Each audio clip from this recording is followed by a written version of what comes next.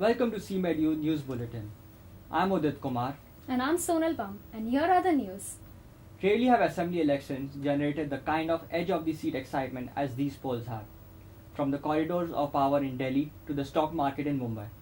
Concerned over what will it mean for the central government and for Rahul Gandhi, and will it leaving the UPA government crippled? Will Mayawati be dethroned?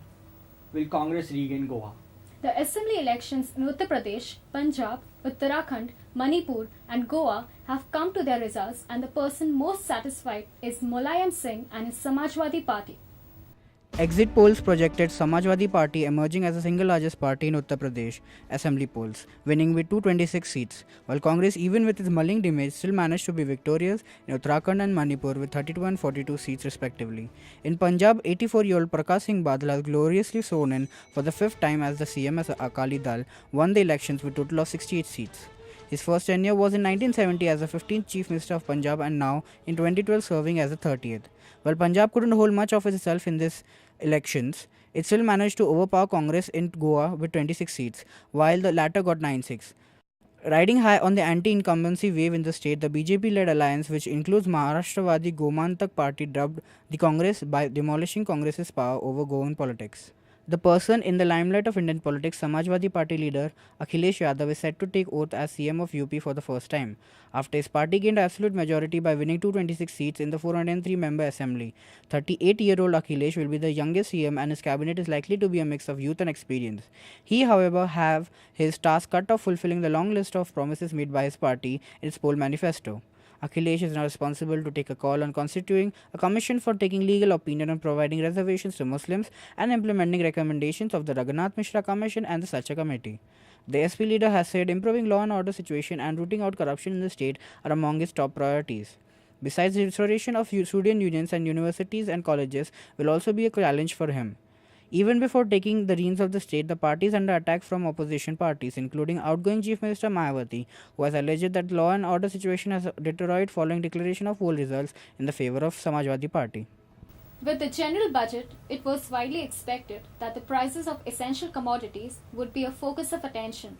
While the price curve came down earlier, it has again shown an upward trend. There is considerable increase in food subsidies, raise in excise and service tax rates. Let's see how this affects the common man.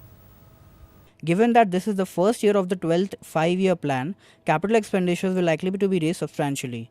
This will make even achieving a 0.5% of GDP consolidation fraught with risk, unless the government bites the bullet on rationalizing subsidies. Rail budget announced is a combination of tighter allocation, expected improvement in operating ratio at 85% to 95% in February 2012, aided by the increase of passenger fare following the cargo hikes last week. It's time for some amusing news. The month of March is not just a month after Valentine's and a month before April Fools. This month celebrates loads of holidays and occasions. March celebrates some of the wackiest holidays of the year. From awareness occasional like Women's Day and International Earth Day to celebratory days like Holi, St. Patrick's Day, Good Friday, Easter, March consists most of the unusual combinations of days to commemorate and celebrate. We all amuse ourselves marking days to see what is which day. Well, you will be surprised what March has to offer. Starting with the most popular holiday in India, the Day of Colors, Holi. Followed by International Women's Day, St. Patrick's Day, Mardi Gras, National Doctor's Day, Easter, Good Friday, National Pig Day, Peanut Butter's Day, Employment Appreciation Day, Nostalgia Day, National Anthem Day, Popcorn Lovers Day, No Homework Day, Women's Day, International Earth Day, and Daylight Saving Time. For a very silly reason, the Pi Day is also on the 14th of March. Why? Because the day starts with 3.14, the value of pi, and these are only few to be told in a breath, cause March has many more days like these to offer and many prefer to pick out their favorites to celebrate. March also brings a joyous religious occasion, the Christian holiday of Easter. The tradition of coloring eggs and hiding them to later find is a predominant event followed in the West. While back in the East, Good Friday is known to many. Christians in India attend special church services or pray on Good Friday. Some people also fast or abstain from meat on this day. Many Christians hold parades or open air plays to portray the last days of the hours of Jesus' life in some areas of India. Services are held in the afternoon. Many churches have a bitter drink prepared from leaves, vinegar and other ingredients. This drink is for everyone to taste after the service. National, state and local government offices, post offices, schools, banks and colleges are closed on Good Friday. Christian stores, businesses and other organizations are also closed or have reduced opening hours. March is considered to be the most holiday cram month of the year, so go ahead and pick a day and don't forget to enjoy. It's time for a short break.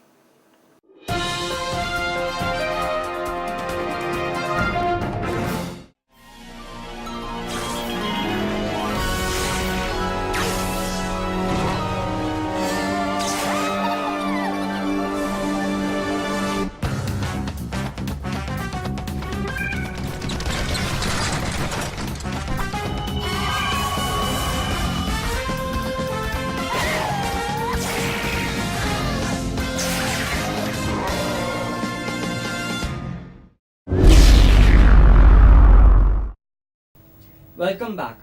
And now for the most awaited and exciting news from Indian cricket. Sachin finally scored his 100th 100.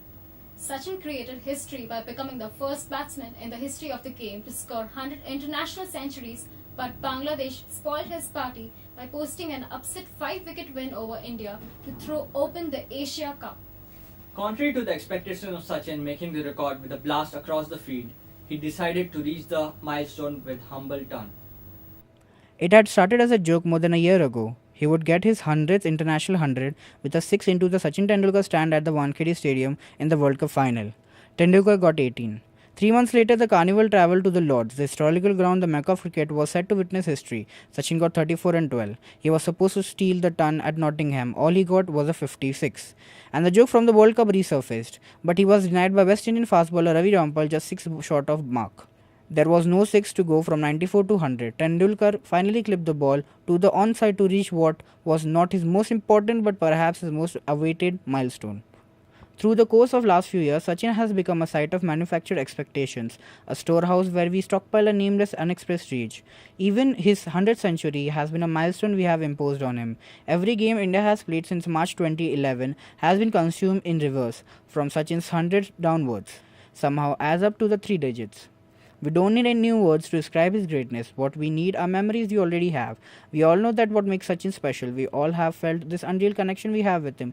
And we all have experienced a sense of awe and wonder when we see him play that we feel so rarely otherwise in our real lives. And now for some football news. Fernando Torres scored twice to end a goal drought of nearly 5 months as Chelsea beat Leicester 5-2 on Sunday to become the first team into the semi-finals of this season's FA Cup.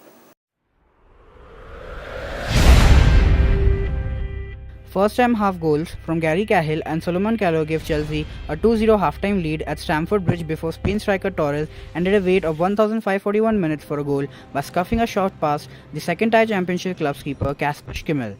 Jermaine Beckford pulled one back for the Leicester in the 77th minute before Torres scored his second with a near-post header. Leicester's Ben Marshall then unleashed a 30-yard shot past Peter Cech before Torres set up Raul Meireles for Chelsea's 5th goal in stoppage time. Madrid's Cristiano Ronaldo scored twice as 9-time champions Real Madrid eased into the Champions League quarter-finals on Wednesday, a 4-1 win over CSKA Moscow, giving Jose Mourinho's men a 5-2 aggregate victory. Gonzalo Higuain and Karim Benzema were also on target as Real joined bitter rivals Barcelona in the last 8, the draw for which will be held on Friday. The only negative on the night of Madrid was a yellow card for Xabi Alonso. Mourinho decided against bringing in fit again Frenchman Benzema for the start, preferring instead to field Higuain. It was no surprise when Sami Khedira and Kaká combined on a 26-minute setup to Higuain for his third goal in this season's Champions League. With this, we end the news bulletin. Goodbye.